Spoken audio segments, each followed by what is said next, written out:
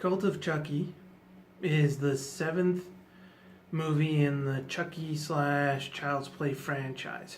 For those who don't know, it's about a killer doll, who's possessed with the soul of a serial killer, Charles Lee Ray, otherwise known as Chucky. So in this new movie,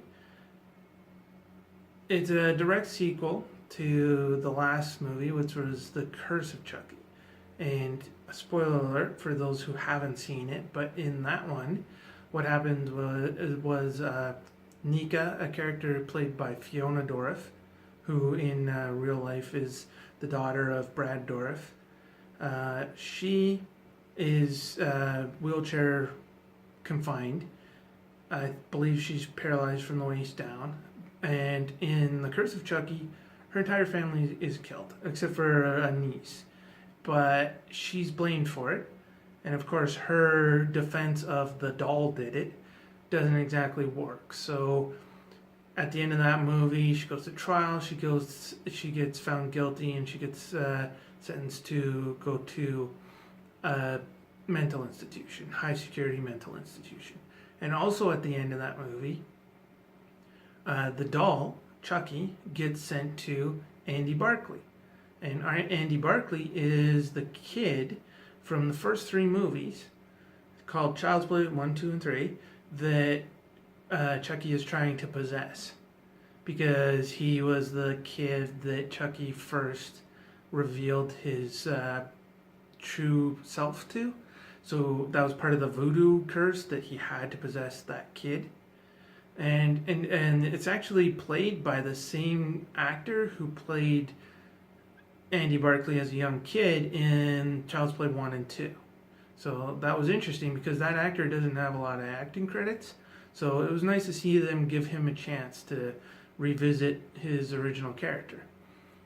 And it's also directed and written by Don Mancini, who wrote the first Child's Play movie and has writing credits on the other ones. This is the seventh one, so he does have a lot of experience with Chucky and the whole Child's Play story.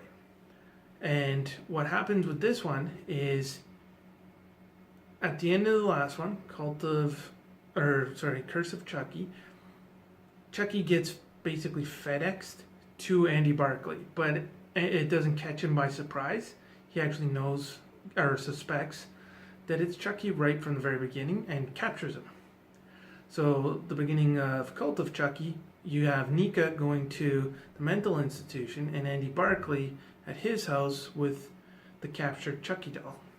And another Chucky doll shows up at the mental institution to terrorize Nika. So right away you're wondering what's going on. Like, is this some kind of thing where they're showing different timelines?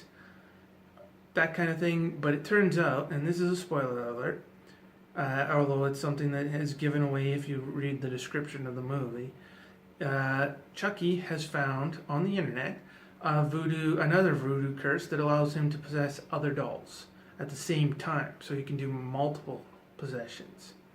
So that's why, and that leads into the whole cult idea, that he can possess and make his own little coven of dolls, serial killer dolls.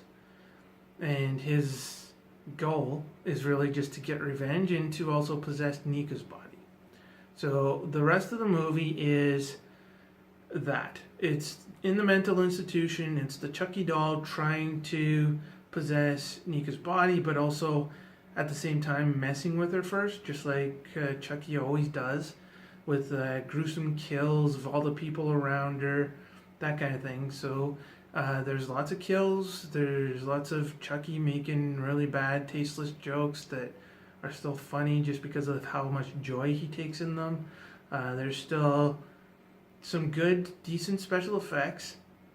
They in this movie, they use a lot less CGI. Like, when it comes to the Seed of Chucky and the Bride of Chucky, they used a lot of CGI that made everything just look wrong, because he is, even though it's a person in a doll's body, so it should be limited by how a doll can move. And when you use animatronics and puppetry, it looks more like a moving doll.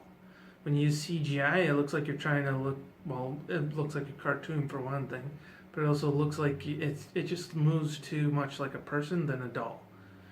So I like that they went back to using more animatronics and puppetry. The kills are good. They're creative.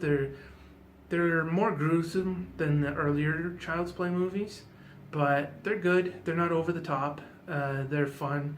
The story is fun. It's good. It's not too original. You know, it's always the same with somebody trying to convince other people that Chucky's alive.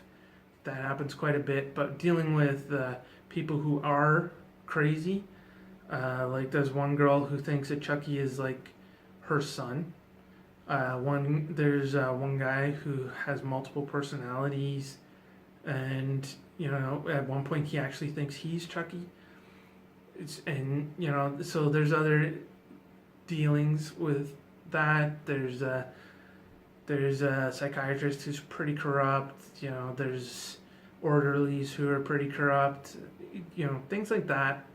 So overall, it's pretty good. The special effects are good. The kills are good. The story's good. You know, the acting's good. Everything's pretty much good. Nothing's too great.